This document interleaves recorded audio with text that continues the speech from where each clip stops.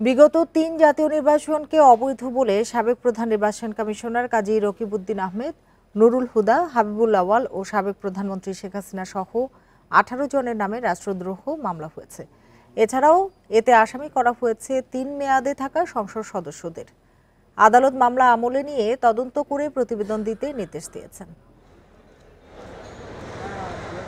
২০১৪, ১৮ ও ২৪ সালে অবৈধ ও প্রতারণামূলক নির্বাচন আয়োজন করা হয়েছে, যেখানে জনগণ ভোট দিতে পারেনি এমন অভিযোগে বুধবার সকালে চট্টগ্রাম মেট্রোপলিটন আদালতের বিচারক কাজী শরীফের আদালতে রাষ্ট্রদ্রোহ ও প্রতারণার মামলা করেন মুক্তিযোদ্ধা ও এলডিপি নেতা একরামুল করিম।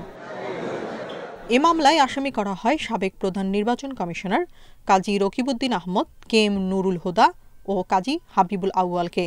এছাড়াও আসামি করা হয়েছে সাবেক প্রধানমন্ত্রী শেখ হাসিনা, সাবেক মন্ত্রী ওবায়দুল কাদের এবং ৩ মেয়াদের সংসদ সদস্যদের। মামলায় বলা হয় নির্বাচনের নামে রাষ্ট্রের টাকা অপচয় করা হয়েছে, যা জনগণের সাথে প্রতারণা ছাড়া কিছু নয়।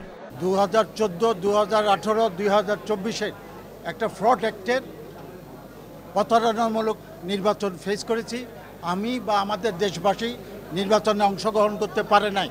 একজন নাগরিক, সিনিয়র নাগরিক হিসাবে আমি মনে করেছি এটি সংবিধান যারা রক্ষণ করার কথা তারা সংবিধান ভঙ্গ করেছে। বাদীপক্ষের আইনজীবী জানান, গত ৩ নির্বাচনে অংশগ্রহণ ছিল না অনেক বৃহৎ দলের। এছাড়াও যারা সংসদ সদস্য হয়ে অবৈধভাবে রাষ্ট্রের সুযোগ সুবিধা নিয়েছেন তাদেরকে এই মামলায় আসামি করা হয়েছে। তাদের বিরুদ্ধে মামলাটা আনেছি সংবিধানের আলোকে রাষ্ট্রদ্রোহিতার অভিযোগে। কারণ আমাদের সংবিধানে লেখা আছে, যদি কোনো ব্যক্তি তার কোনো কর্মকাণ্ডের দ্বারা রাষ্ট্রীয় প্রতিষ্ঠানের প্রতি জনগণের আস্থা নষ্ট করে, তাহলে রাষ্ট্রদ্রোহিতার অপরাধী হবে।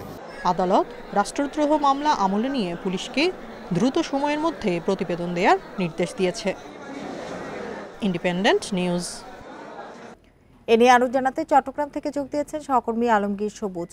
আলমগীর সবুজ, এজাহারে কি উল্লেখ করা হয়েছে বিস্তারিত আমাদের বলবেন?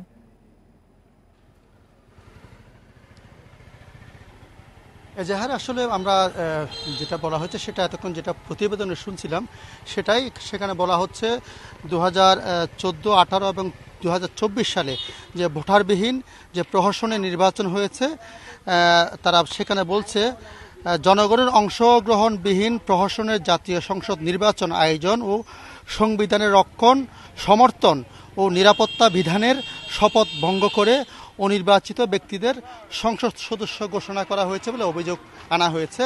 এবং সেটার জন্য যে মামলাটা হয়েছে সেটা তারা বলছে রাষ্ট্রদ্রোহ এবং প্রতারণার অভিযোগ আনা হয়েছে। এ প্রসঙ্গে আসলে অনেকেই আদালতে আমরা প্রশ্ন করেছিলাম, যিনি বাদীপক্ষের আইনজীবী তাকে কফিলউদ্দিন, ওনাকে প্রশ্ন করেছিলাম। আপনারা জানেন যে এই মামলার বাদী হচ্ছেন একজন এলডিপি নেতা, যিনি মুক্তিযোদ্ধা এবং একসময় তিনি বিএনপির রাজনীতির সাথে জড়িত ছিলেন, চট্টগ্রাম মহানগর বিএনপির সাধারণ সম্পাদক ছিলেন। তো আমরা ওনার আইনজীবী যিনি কফিলউদ্দিন আহমেদ, ওনাকে জিজ্ঞেস করেছিলাম এটা রাষ্ট্রদ্রোহ মামলা কিনা। আমরা তো জানি এটা রাষ্ট্রের অনুমতি লাগে।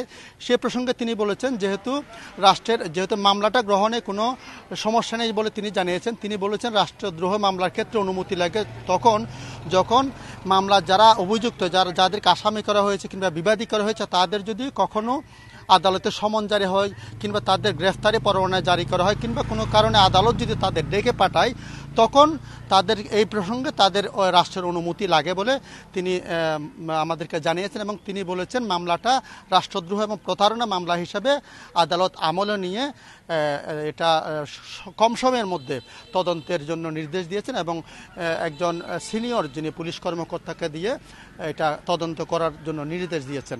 এবং এই সময় আমরা দেখেছি আদালত প্রাঙ্গণে অনেক বিএনপি আইনজীবীকে দেখেছি, আমরা এলডিপি নেতাদের দেখেছি, তারা সবাই ছিলেন।